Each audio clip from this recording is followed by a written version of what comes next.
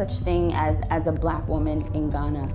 I'm a woman in Ghana. Living in the US, all of the seats are taken, all the big brands are there, and here you have an opportunity to create a seat at the table. It's significant to know where you belong and where you came from.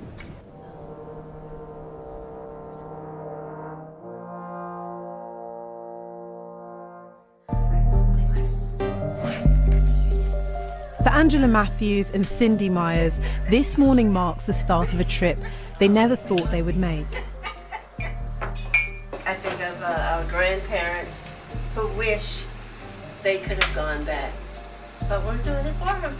Okay. The sisters are getting ready to travel to Ghana in West Africa for the first time.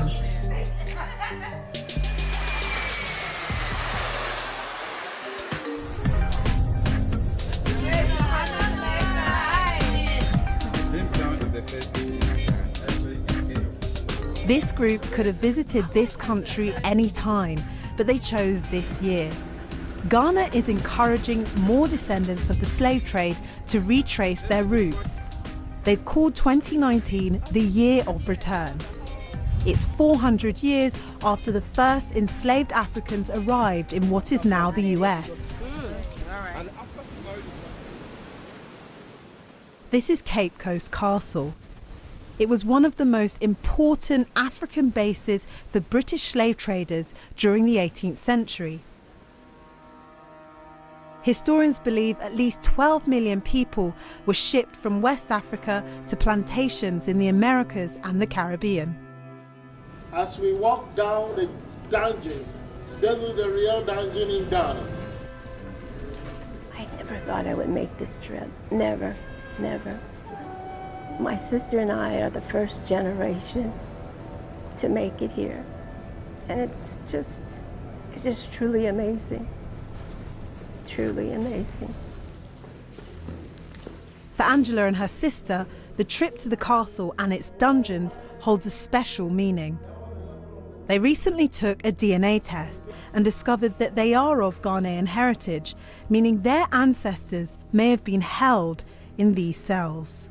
I'm so grateful to be here and to be here with my ancestors. It gives me a great joy and I feel like I'm home. And thank you and gratitude to every ancestor of my bloodline. Thank you for being strong enough to make it.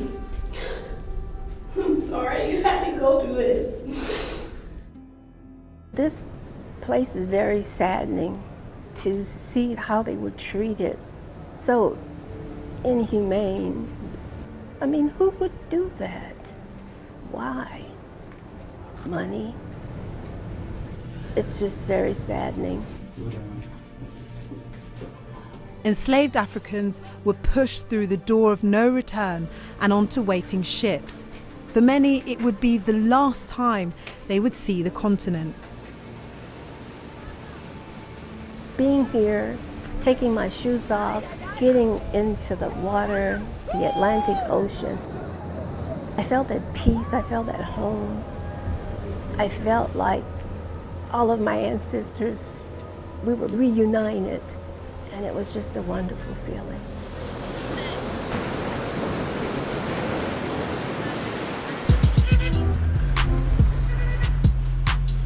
For some Black Americans, Ghana is more than a holiday destination. This is a very busy hustle and bustle. Right down the street is Oxford Street, the main street where people go out.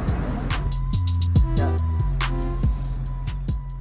Ghana's economy is attracting young people who are searching for more than their identity.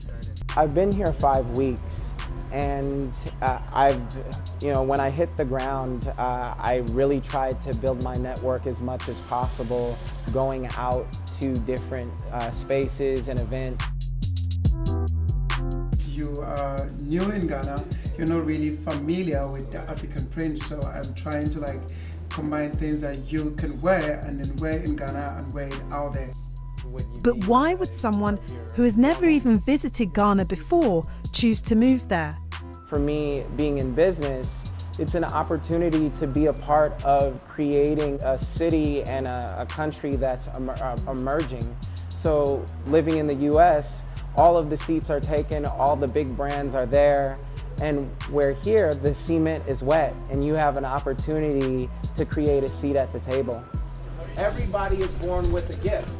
The question is, how much do you water that seed of potential? But he admits it's not just about the money. The main differences of my life in Ghana and the US is the peace. Ghana is a very peaceful place. This is where you get comments from your friends like, be safe, right? And they actually live in Chicago, Illinois. There's a lot of violence in the city of Chicago. And so the irony is someone in Chicago is asking me to be safe in a place that's peaceful, but that's partly tied to the imagery that they're fed every day.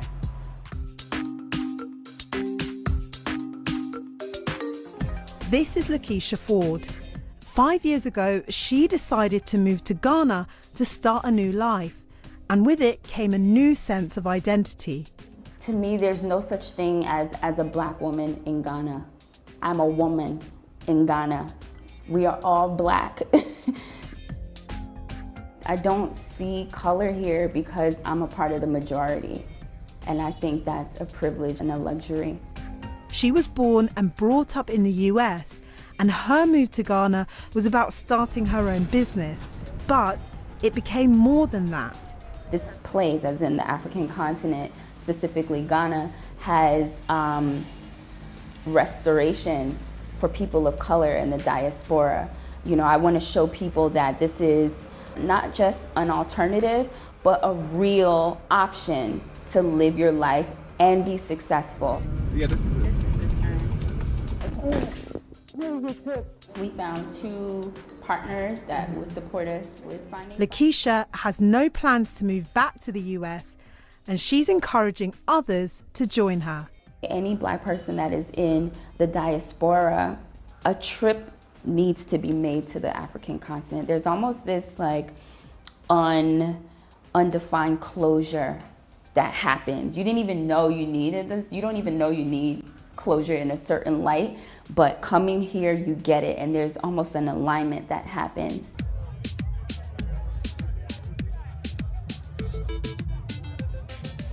Back at the tour group, Angela, Cindy, and the other travellers have also been able to discover a different side to Ghana. The country estimates the number of tourists wanting to find out about their heritage will increase by up to 40% this year. For Angela, retracing her roots has changed how she looks at her home country.